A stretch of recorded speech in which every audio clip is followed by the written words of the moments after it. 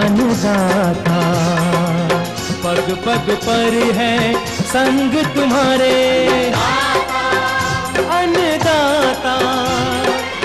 लहू किसानों का बन के पसीना सींचता है धरती का सीना। मेहनत का तेरी हक दिलवाने, नई तकनीक नई खोज बताने। पशुधन को गुणवान बनाना, पौध सुरक्षा को सिखलाना, खेती के सब गुर समझाने, भारत का सरताज बनाने। आठों पहर है संग तुम्हारे अन्नदाता अन्नदाता। नमस्कार, मैं ज्योति मिश्रा आप सभी दर्शकों का अन्नदाता कार्यक्रम में स्वागत करती हूं। हर रोज की तरह कार्यक्रम में लेकर आई हूं खेती बाड़ी से जुड़ी हुई बहुत सी लाभकारी जानकारियां। तो चलिए सबसे पहले देखते हैं क्या है विशेष आज के कार्यक्रम में। भिंडी की खेती कर एक किसान ने छुआ सफलता का आयाम।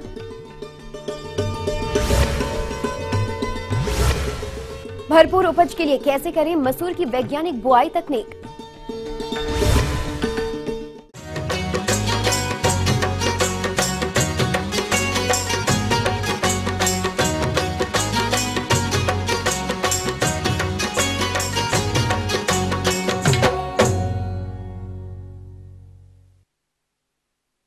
किसान भाइयों, अमूमन झारखंड का जहन में आते ही मन में आदिवासी और पिछड़े क्षेत्र के भाव आने लगते हैं। और ऐसा इसलिए होता है क्योंकि आज भी झारखंड में कृषि उतनी उन्नत नहीं है जितनी कि अन्य राज्यों में है। फिर भी झारखंड में ऐसे कई किसान हैं जो कि अपने अनुभव और वैज्ञानिक कृषि पद्धतियों को अपनाकर उभर के सामने आए हैं और वहां के किसानों के लिए प्रेरणादायक बन गए हैं। इन्हीं किसानों में से एक हैं जिला रांची के प्रगतिशील किसान सुंदर महतो, जो कि मल्चिंग में भिंडी की खेती कर प्रति एकड़ क्षेत्र से अच्छी आय कमा रहे हैं। तो आइए जानते हैं इनकी सफलता की कहानी इन्हीं की जुबानी।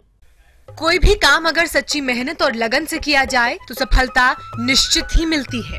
जी हाँ, ऐसा ही कर दिखाया है जिला रांची में रहने वाले प्रगतिशील किसान सुंदर महतो ने, जिन्होंने जायद में मल्चिंग लगा खीरा की खेती की थी और इसके बाद उसी मल्चिंग का प्रयोग कर इन्होंने जुलाई महीने में भिंडी की खेती की और आज इससे अच्छा उत्पादन ले रहे हैं। तो आइए जानते हैं इनकी सफलता की कहानी।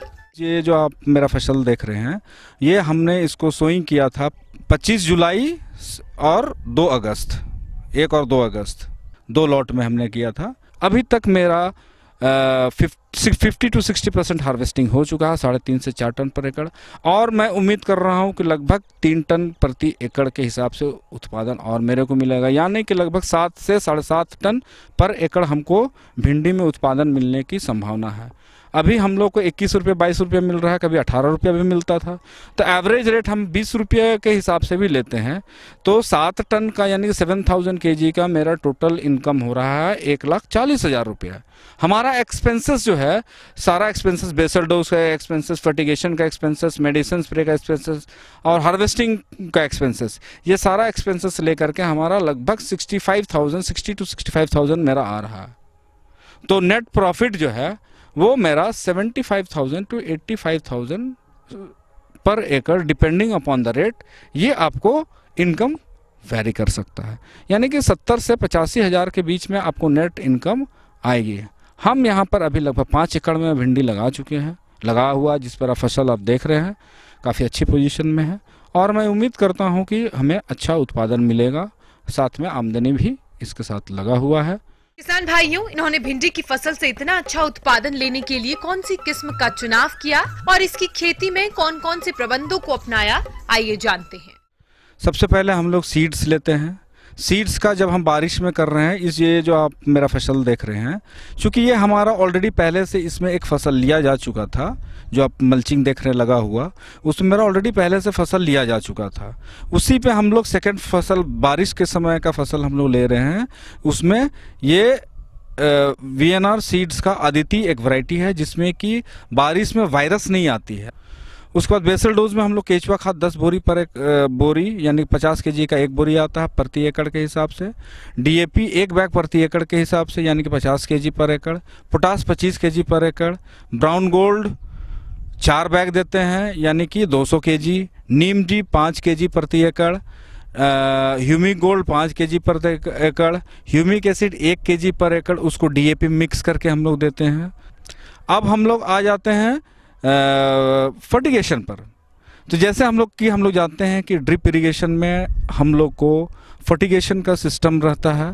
फर्टिगेशन में हम लोग फर्स्ट स्टेज में जो हमारा वेजिटेटिव स्टेज रहता है उस समय 19-19-19 या फिर 20-20-20 जो भी हमको एनपीके मार्केट में अवेलेबल रहता है उसको हम लोग देते हैं 2 केजी प्रति एकड़। भिंडी में क्या होता है कि खाद थोड़ा कम चलाना होता है, आप 1.5 केजी भी चला सकते हैं अगर आपके पास ड्रिप की व्यवस्था हो तो। इस चीज़ को हम लोग को 5 दिन देना है ऑल्टरनेट डेज, यानी कि आज अगर हम 2 केजी दे रहे हैं तो कल फिर हम गैप कर देंगे, उसके बाद फिर नेक्स्ट डे फिर हम 2 केजी 19-19-19 और 1 केजी यूरिया देंगे। उसके बाद जैसे ही हमारा ये फ्रूटिंग स्टेज आ जाता है तब फिर हम लोग 0-52-34 प्लस माइक्रोन्यूट्रेंट हम लोग को इसमें लगभग 50 ग्राम्स पर डे के हिसाब से यानी कि लगभग 200 ग्राम वीकली हम लोग को देना बहुत ज़रूरी है। चूँकि हम लोग सेकंड क्रॉप के रूप में ले रहे हैं इस भिंडी को, तो इसमें हम लोग को थोड़ा सा 250 ग्राम भी अगर दे दे तो भी कोई दिक्कत नहीं है पर एकड़। किसान भाइयों, जैसा कि आप जानते हैं भिंडी की फसल में कीटों का प्रकोप अधिक होता है। ऐसा इनके साथ भी हुआ, लेकिन इन्होंने समय रहते ही कीटों का नियंत्रण किया। तो इसके लिए कौन कौन से उपायों को इन्होंने अपनाया, आइए जानते हैं। मेडिसिन के लिए हम लोग को जो दवा निर्धारित किया हुआ है, हम लोग स्प्रे के रूप में जनरली भिंडी में रस चूसक कीड़े का अटैक ज़्यादा होता है। किसान भाइयों से मेरा निवेदन है कि रस चूसक कीड़े के लिए आता है एक तारा सिंजेंटा कंपनी का आता है, कॉन्फिडोर आपका बायर कंपनी का आता है, एक का नाम से एसिटामार्पिड आता है, एसिटामार्पिड और भी कंपनियों का आता है। ये इन किसी भी एक रस चूसक को हम लोग को देना पड़ता है पर एक प्रति लीटर 2 ग्राम के हिसाब से। बारिश के समय थोड़ा सा हैवी डोज देना पड़ता है। ब्लू कॉपर 3 ग्राम पर लीटर के हिसाब से। नेक्स्ट स्प्रे में आफ्टर 7 to 8 डेज में हमको नेक्स्ट स्प्रे देना है। थर्ड में हम लोग को उसमें कुछ मकड़ी वगैरह का भी अटैक आता है, फिर रस चूसक का भी काम करता है। एक ऑजिन कंपनी की कैंडोमाइट एक दवा आती है, साथ में हम साफ मिला लें जो कि यूपीएल की है, अल्ट्रालाइफ है एमबीएफ का, प्लस फ्लावर किंग एमबीएफ का है, इसको भी 2 ग्राम पर लीटर, अल्ट्रालाइफ 2 ग्राम पर लीटर, साफ को 2 ग्राम पर लीटर और कैंडोमाइट को 1 ml पर लीटर के हिसाब से हमको स्प्रे करना है। अभी तक मेरा 50 to 60% हार्वेस्टिंग हो चुका है, 3.5 से 4 टन पर एकड़, और मैं उम्मीद कर रहा हूं कि लगभग 3 टन प्रति एकड़ के हिसाब से उत्पादन और मेरे को मिलेगा, यानी कि लगभग 7 से 7.5 टन पर एकड़ हमको भिंडी में उत्पादन मिलने की संभावना है। ये थी कुछ उपयोगी जानकारियां। अब लेते हैं एक छोटा सा ब्रेक, जल्द लौटेंगे और कार्यक्रम में आगे हैं महत्वपूर्ण जानकारियां। बने रहिएगा हमारे साथ।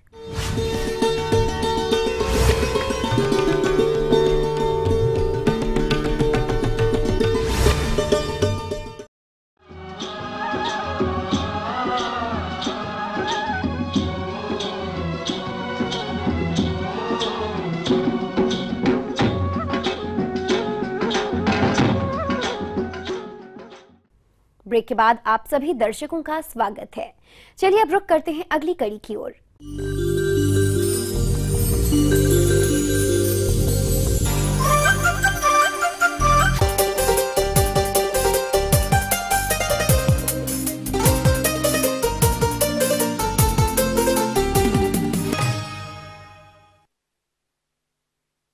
अपने राज्य बिहार और झारखंड में प्रायः असिंचित क्षेत्रों में धान की फसल के बाद किसान मसूर खेती करते हैं, क्योंकि मसूर की फसल को कम पानी की आवश्यकता होती है। ऐसे में जो किसान इसकी खेती करना चाहते हैं वो मसूर की कौन कौन सी प्रजातियों का चयन करें और इसकी खेती करते समय किन किन बातों पर विशेष ध्यान दें ताकि इस फसल से उत्पादन मिल सके। चलिए इस बारे में जानकारी लेते हैं त्रिहुत कृषि महाविद्यालय ढोली मुजफ्फरपुर के बीज निदेशक डॉक्टर देवेंद्र सिंह से। किसान भाइयों के लिए मसूर एक लाभकारी खेती है और आगे आने वाला समय मसूर की खेती के लिए उपयुक्त है। अभी जिन भी किसान भाइयों को मसूर की खेती करनी है। किसान भाइयों, अब आइए बात करते हैं खाद एवं उर्वरक प्रबंधन की। तो 10 से 15 टन सड़ी हुई गोबर की खाद खेत की तैयारी के समय अच्छी तरह से मिला दें। उसके बाद रासायनिक उर्वरक प्रबंधन की बात करें तो यूरिया 40 किलोग्राम, DAP 40 किलोग्राम और पोटाश 30 किलोग्राम बुआई के समय खेत में अच्छी तरह से मिला देना चाहिए।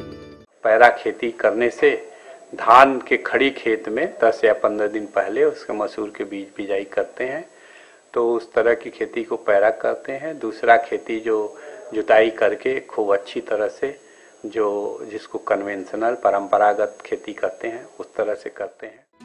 किसान भाइयों, खेत की तैयारी के बाद आपको मसूर की उन्नतशील प्रजातियों का चयन करना चाहिए, क्योंकि अच्छा उत्पादन का आधार उन्नत किस्मों पर ही टिका रहता है। इसलिए अपने क्षेत्र के लिए मसूर की कौन कौन सी उन्नतशील किस्मों का चुनाव करें, आइए जानते हैं। पंथ लेंटिल 5 और एक है पंथ मसूर 8। ये 2 प्रभेद बिहार के लिए अनुशंसित की गई है। इनकी भी उपज क्षमता लगभग 20 से 22 कुंटल प्रति हेक्टेयर और ये 120 से 25 दिन में पक के तैयार होती हैं। HUL 57 20 से 25 कुंटल प्रति हेक्टेयर इसकी उपज क्षमता है।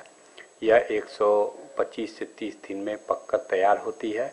15 अक्टूबर से लेके और पूरे नवंबर भर कर सकते हैं, जबकि नॉर्मल खेती में 30 किलोग्राम प्रति हेक्टेयर बीज का अनुशंसा है, 30 से 35 किलोग्राम।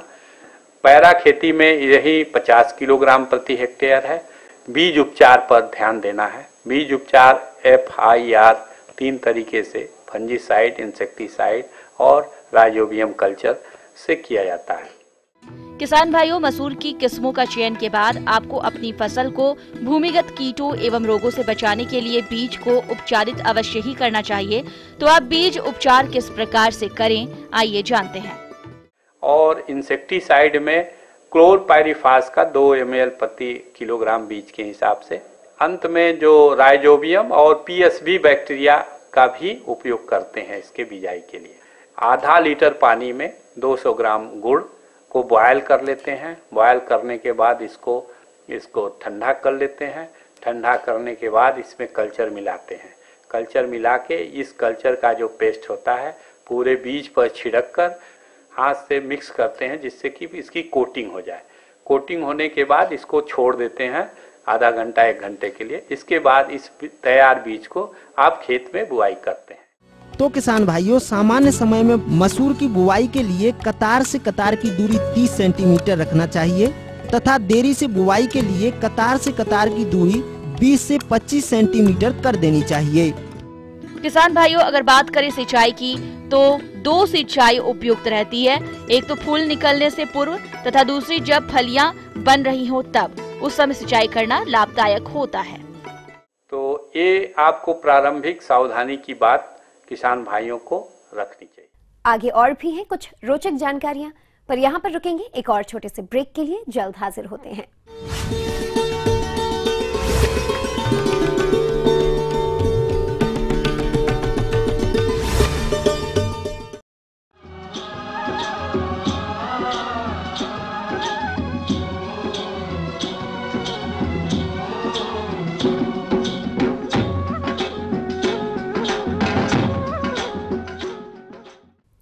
ब्रेक के बाद एक बार फिर से आप सभी दर्शकों का अन्नदाता कार्यक्रम में स्वागत है।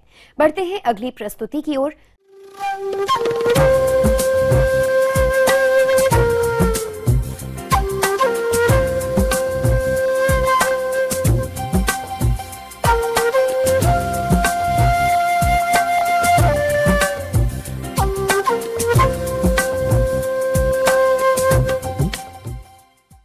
मौसम के अनुसार प्रबंधनों पर ही टिकी है आपकी खेती बाड़ी।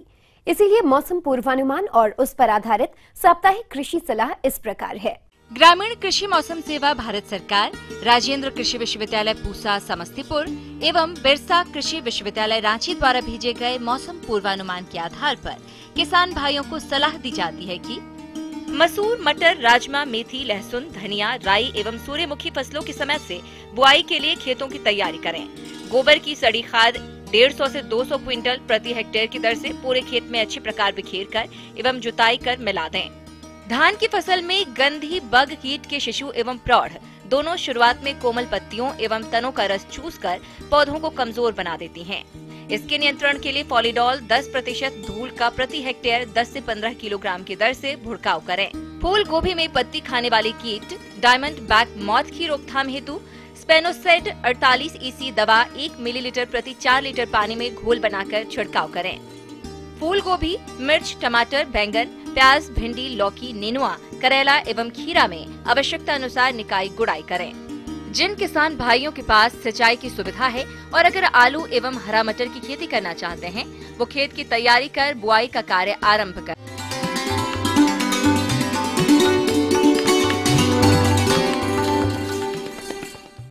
जॉन डियर अन्नदाता हेल्पलाइन निःशुल्क फोन संपर्क सेवा के माध्यम से आपके द्वारा पूछे गए प्रश्नों में से एक या दो महत्वपूर्ण प्रश्न को हम अपने कार्यक्रम में शामिल करते हैं।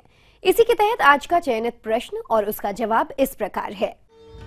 अन्नदाता निःशुल्क फोन संपर्क सेवा के माध्यम से पूछे गए प्रश्नों में से कार्यक्रम में आज जो प्रश्न हमने शामिल किया है उसे पूछा है जिला भोजपुर से दुष्यंत सिंह जी ने।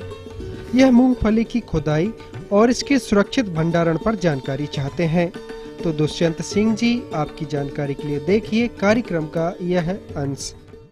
तो मूंगफली की खुदाई का समय आ गया है, तो खुदाई करते समय किसानों को तो कुछ ज़रूरी बातें हैं, उनका ध्यान रखना चाहिए। मूंगफली किस्में दो प्रकार की होती हैं। एक तो जो बिल्कुल खड़े वाली किस्में होती हैं, तो उनके अंदर खुदाई अपने को जल्दी करते हैं क्योंकि वो जल्दी पक जाती हैं। 110 से 112 दिन के अंदर अपने को खुदाई करनी होती है। यदि उनकी खुदाई अपन टाइम पे नहीं करेंगे तो खेत में उग जाती हैं। इसमें सारी मूंगफली एक साथ पकती हैं, लेकिन जो फैलने वाली विस्तारी और अर्ध विस्तारी किस्में हैं उनमें 70% के करीब मूंगफली एक साथ पकती हैं।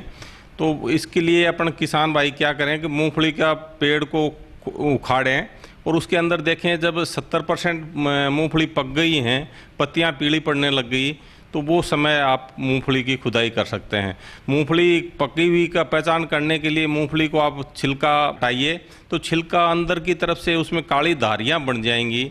इसका मतलब दाना और छिलका अलग अलग हो गए, तो वो स्टेज ऐसी है, उसके ऊपर अपन फसल को हार्वेस्ट कर सकते हैं, फसल की ज़मीन से निकाल सकते हैं।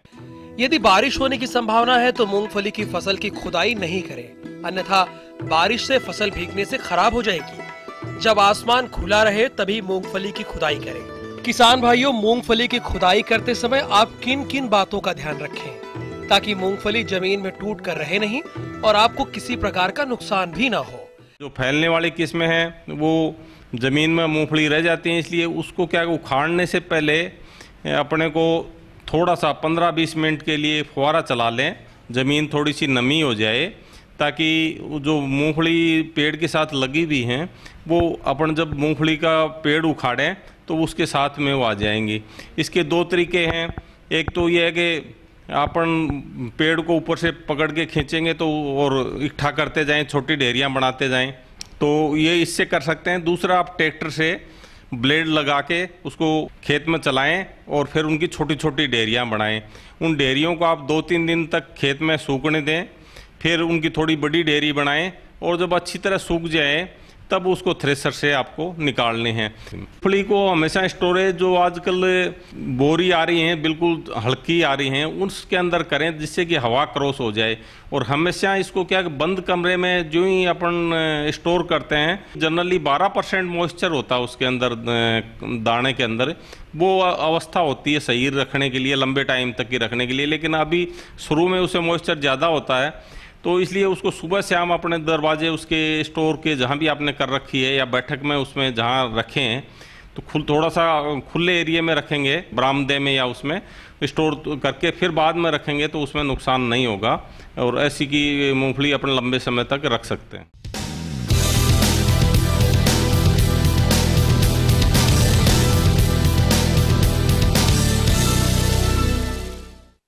राज्य की विभिन्न मंडियों में कृषि उत्पादों के चढ़ते उतरते बाजार भाव की संक्षिप्त जानकारी इस प्रकार है।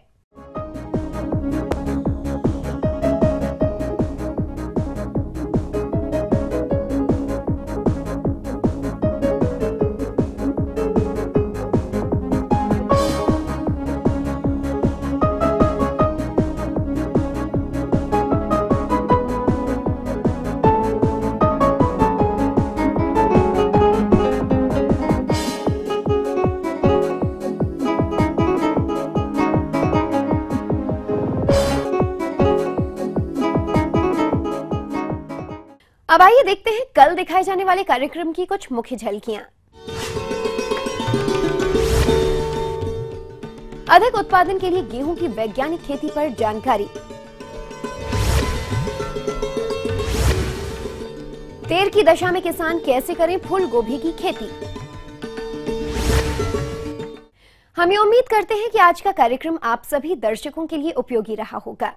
किसान भाइयों, अन्नदाता आपकी सेवा के लिए संकल्परत है। कृषि संबंधित समस्या एवं सुझावों के लिए आप हमें इस पते पर संपर्क कर सकते हैं।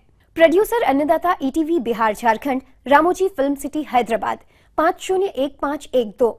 साथ ही आप हमें ईमेल भी कर सकते हैं। हमारा ईमेल है annadatabihar@etv.co.in। इसके अतिरिक्त आप हमें जॉन डियर निःशुल्क हेल्पलाइन नंबर 180041922155 पर सोमवार से शनिवार सुबह 10 से शाम 4 बजे के बीच संपर्क कर सकते हैं। फिलहाल अन्नदाता की पूरी टीम को इजाजत दीजिए। कल फिर इसी समय आपसे मुलाकात होगी कृषि संबंधित कुछ और महत्वपूर्ण जानकारियों के साथ। नमस्कार।